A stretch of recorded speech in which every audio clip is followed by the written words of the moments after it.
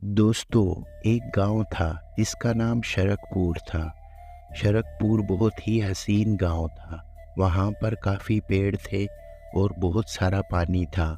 वहाँ पर हर वक्त बारिश होती थी और उसके लोग बहुत खुश थे। अरे पानी, पानी, पानी चला गया, पानी, पानी, अरे पानी। अरे क्या हो गया? आपने कोई बुरा सपना देख लिया जो इतने डर गए हैं? कुछ तो बताएँगे हुआ क्या है? अरे ये सपना था, मैं तो डर गया था। मैंने सपने में देखा कि हमारे गांव में बहुत सालों से बारिश नहीं हुई और पानी सारा ख़त्म हो गया है। जानवर मर रहे हैं और फसलें तबाह हो रही हैं। यहाँ तक कि पीने का पानी भी मौजूद नहीं है। बहुत भयानक सपना था। अरे ऐसा कैसे हो सकता है? हमारे गाँव में पानी कैसे ख़त्म हो सकता है? इतनी बारिश होती है, आपने ज़रूर कोई बुरा सपना देखा है, ऐसा नहीं हो सकता। आपका वहम होगा, ये बस सिर्फ़ बुरा सपना था। छोड़िए और अब सुकून से हो जाएँ। करमू उस सपने के बारे में अपने दोस्तों को बताने जाता है जो कि उसने रात को देखा होता है, और वो बहुत फ़िक्रमंद होता है। अगर ये सच में हो गया तो फिर क्या होगा। ये गाँव की जितनी खूबसूरती है ये पानी की वजह से ही तो है। अगर पानी गया तो सब ख़त्म। अरे दीनू, मैंने कल रात बहुत भयानक सपना देखा। मैं बहुत डर गया था। अगर सच में ऐसा हुआ तो क्या होगा। अरे करमू, तूने क्या देख लिया? ज़रा हमें भी तो बता। एक तो तू डरता बहुत है यार।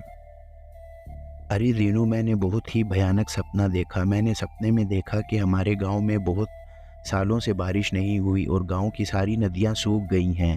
सारी फसलें तबाह हो गई हैं और उसके बाद सारे जानवर भी मर गए हैं। यहाँ तक कि इंसानों के लिए भी पीने का पानी नहीं है। बहुत भयानक सपना था। अरे करमू, तू कुछ भी देखता रहता है और वैसे ही डरता है। भला ऐसे वो भी कैसे सकता है? हमारे गांव में तो सबसे ज़्यादा बारिश होती है, सबसे ज़्यादा नदियां हैं।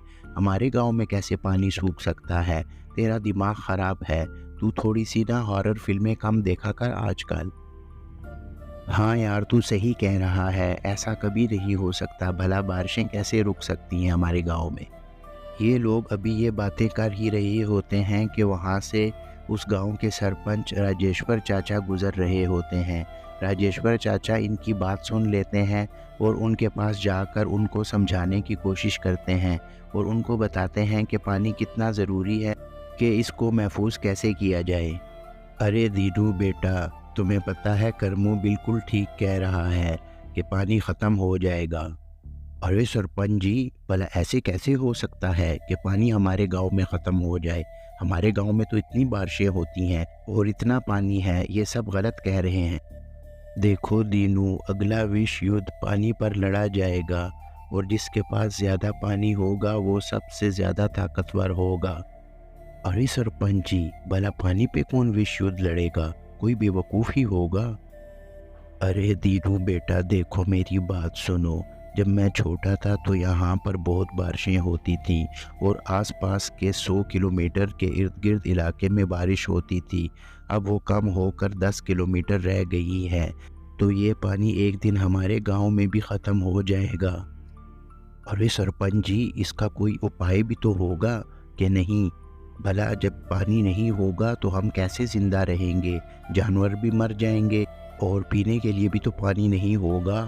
हाँ बेटा, इसका एक उपाय है कि हम ज़्यादा से ज़्यादा डैम बनाएं गांव में और उसमें पानी जमा करें, ताकि जब बारिश ना भी हो तो हम उसमें से पानी निकाल के अपनी फसलों को दे सकें और अपने जानवरों को पिला सकें और ख़ुद भी पी सकें। बस यही एक उपाय है, हमें डैम बनाने पड़ेंगे। सरपंच जी, हम कैसे डैम बनाएंगे? डैम तो बहुत बड़ा काम है बनाना। अरे मैं बड़े डैम की बात नहीं कर रहा दीनू बेटा, मैं छोटे छोटे डैमों की बात कर रहा हूँ। सब गांव वाले खुदाई शुरू करें और छोटे छोटे डैम बनाएं, ताकि हम उसमें बवक्ते ज़रूरत पानी जमा करके और फिर उसको इस्तेमाल कर सकें। ठीक है सरपंच जी, हम सब गांव वाले कल ही काम पे लग जाते हैं और छोटे छोटे डैम बनाने शुरू कर देते हैं, ताकि हम उसमें पानी जमा कर सकें और फिर उसमें से पानी इस्तेमाल कर सकें। ये आपका बहुत अच्छा मशवरा है सरपंच जी, आप बहुत ही बुद्धिमान हो। सभी गांव वाले वहाँ पर खुदाई शुरू कर देते हैं ताकि छोटे छोटे डैम बना सकें और उन डैम में फिर पानी जमा हो सके बारिश की वजह से। सभी गांव वाले बहुत मेहनत और लगन के साथ डैम बना रहे होते हैं, क्योंकि सरपंच ने उनको खूब समझाया होता है। समय बीत जाता है और गांव वाले छोटे छोटे डैम बना लेते हैं। वो बहुत खुश होते हैं कि सरपंच जी ने बहुत अच्छा मशवरा दिया। अब अगर बारिश ना भी हुई तो हमारे पास इतना पानी ज़रूर होगा कि हम अपनी ज़िंदगी उससे गुजार सकें। वाह मेरे बच्चों, तुमने तो बहुत ही शानदार काम किया है। तुमने अपने लिए डैम बनाए हैं। अब अगर बारिश ना भी हुई तो तुम्हें कोई फ़िक्र नहीं होगी, क्योंकि पानी तुम्हारे पास महफूज रहेगा इन डैमों में। तुम एक काम करो कि अब पूरे गांव में पेड़ लगाना शुरू करो, क्योंकि बहुत ज़्यादा पेड़ आग के लिए काटे गए हैं, जो कि बुरी बात है। अरे सरपंच जी, अब हमने पेड़ क्यों लगाने हैं? यहाँ पर तो बहुत ज़्यादा पेड़ हैं, अब हम पेड़ क्यों लगाएं भला? अरे दीनू बेटा, देखो हमने आग के लिए बहुत ज़्यादा लकड़ियाँ काटी हैं गांव के जंगल से, तो अब हमें पेड़ लगाने पड़ेंगे। पेड़ की वजह से बहुत बारिशें होती हैं। अब तुम देखो तो सही, साथ वाले गांव में वहाँ पर पेड़ नहीं है तो वहाँ पर बारिशें नहीं होती। अब हम अगर पेड़ लगाएंगे तो बहुत बारिश होगी और हमें ज़्यादा से ज़्यादा मौका मिलेगा पानी को महफूज करने के लिए।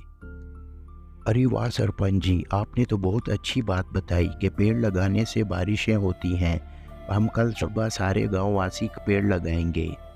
अगले दिन सभी गांव वाले पेड़ लगाने लग जाते हैं और वो ये सोच रहे होते हैं कि पेड़ लगाने से खूब बारिश होगी तो खूब पानी जमा होगा। कुछ समय बाद जब गांव वालों ने जो पेड़ लगाए होते हैं वो बहुत बड़े बड़े दरख्त बन जाते हैं और वो जंगल की खूबसूरती में बहुत नुमाया इजाफा कर रहे होते। एक रात उन पेड़ की वजह से बहुत ज़्यादा बारिश होती है और वो बहुत तूफ़ानी बारिश होती है, क्योंकि पेड़ बहुत बड़े होते हैं तो बारिश होती है।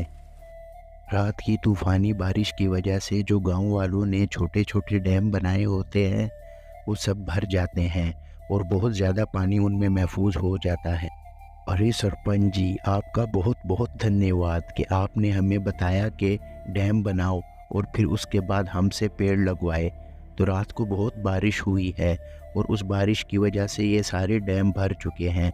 आपका बहुत धन्यवाद बेटा, इसमें शुक्रिया की क्या बात है। ये मेरा फ़र्ज़ बनता है कि मैं तुम्हें बता सकूं कि आगे आने वाले वक्त में क्या होगा और तुमने उससे कैसे सावधान रहना है।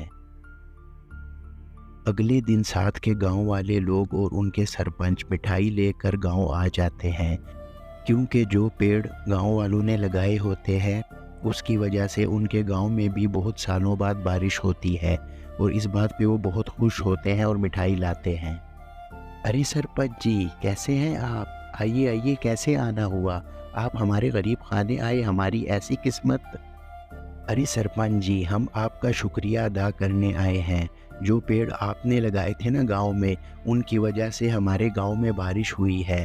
आपको पता है हमारे गांव में बारिश बहुत सालों बाद हुई है। हमने भी कल बारिश का मज़ा लिया है। अब हम भी अपने गांव में फसलें लगाएंगे और खूब आनंद उठाएंगे। आपका बहुत शुक्रिया। अरे नहीं नहीं सरपंच जी, इसमें शुक्रिया की क्या बात है। मैंने तो गांव वालों को सिर्फ समझाया था कि पानी जमा करो और उसकी कदर करो और उसको ज़ाया ना करो और पेड़ लगाओ ताकि बारिशें हों। आपको पता है कि पेड़ ना लगाने की वजह से हम लोगों के यहाँ बारिशें बहुत कम हो गई हैं। हम आग जलाने के लिए तो पेड़ काट देते हैं लेकिन नया पेड़ नहीं लगाते, इसीलिए तो बारिश नहीं होती।